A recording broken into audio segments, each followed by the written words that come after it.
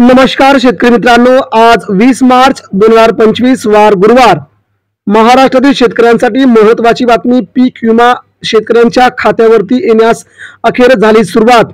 राज्यातील सर्व शेतकऱ्यांच्या खात्यावरती मिळणार प्रत्येकी 1000 रुपये. बघूया सविस्तर बातमी. नेमक्या कोणत्या आहेत आजच्या झटपट महत्त्वाच्या 30 शेतकऱ्यांच्या बातम्या.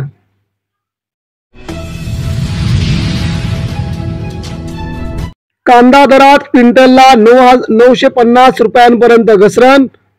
उत्पादकांच्या कष्टाला केंद्र सरकारच्या हस्तक्षेपाचा सुरुंग. कांदा निर्यात शुल्क रद्द करा, मुख्यमंत्र्यांना पत्र. अवैध सावकारी अद्याप कायम. नवा सावकारी कायदा कागदावरच राहिल्याचा शेतकऱ्यांचा आरोप. त्यामुळे वाढतायत महाराष्ट्रात आत्महत्या.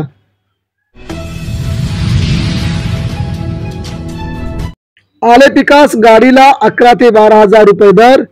गाडी मागे 1 ते 2 हजार रुपयांची सुधारणा. शेतकऱ्यांना फायदा.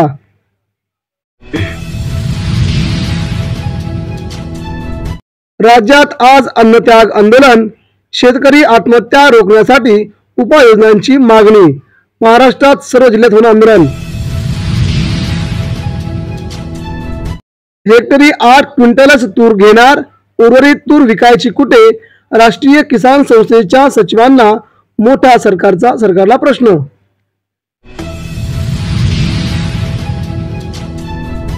सीसीआयच्या विक्रीचा कापूस दराला आधार. खरेदी केला 1 कोटी गाठी कापूस. कापूस उत्पादकांची यंदा सीसीआयलाच पसंती. शेतकऱ्यांना परंतु होणार कोणताही फायदा.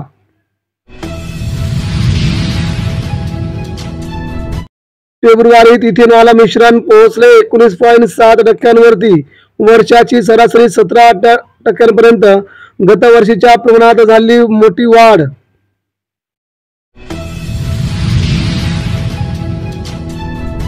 नागपूर दंगल सुनियोजित कट. मुख्यमंत्र्यांचे विधानसभेत निवेदन. उपमुख्यमंत्र्यांच्या निवेदनावरून आरोपांची फैरी. वाघाचे कातडे पांघरून लांडगा होता येत नाही.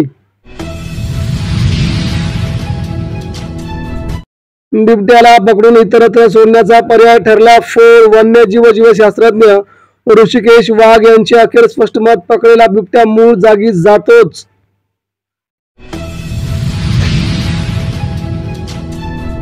हिरडा झाड फळ नुकसान भरपाईच्या कक्षेत आणावे. हिरडा झाड महत्वाचे. किसान सभेची जिल्हा कृषी अधीक्षकांकडे एक अखेर जोरदार मागणी.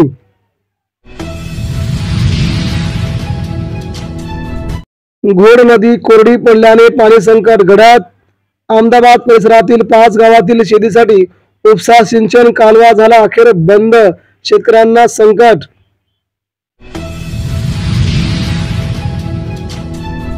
राज्यात पावसाला पोषक हवामान. उष्णतेची लाट ओसरली. उन्हाचा चटका कायम.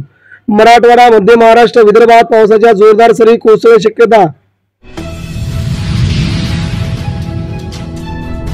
जमीन मोजणीची प्रत घरबसल्या मिळणार. ई मोजणी 2.0 ची अंमलबजावणी सुरू. लोकेशनही समजण्याची शक्यता. सरकारचा महत्त्वाचा निर्णय. नागपूर दंगल सुनियोजित कट असल्याचा सर्वात मोठा खुलासा.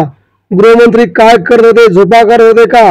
माजी मुख्यमंत्री श्री उद्धव ठाकरे यांचा थेट सवाल.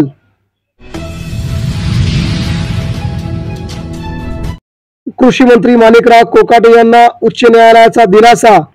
अपात्रतेची कारवाई तूर्त टळल्याने कोकाटे राहणार आमदार आणि मंत्री दोन्ही पदावरती कायम राहणार.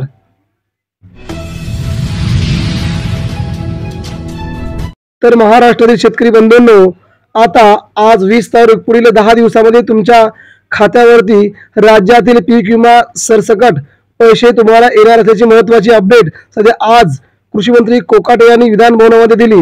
त्यामुळे शेतकऱ्यांना पीक विमा आता ह्याच आठवड्यात मिळणार ही आता बाब खरी ठरत आहे. त्यामुळे शेतकऱ्यांसाठी नक्कीच आनंदाची बाब आहे. परंतु कर्जमाफी कधी घोषणा होणार याकडे सर्व शेतकऱ्यांचं लक्ष लागून राहिलं आहे. सरकारने लवकरात लवकर कर्जमाफी करावी.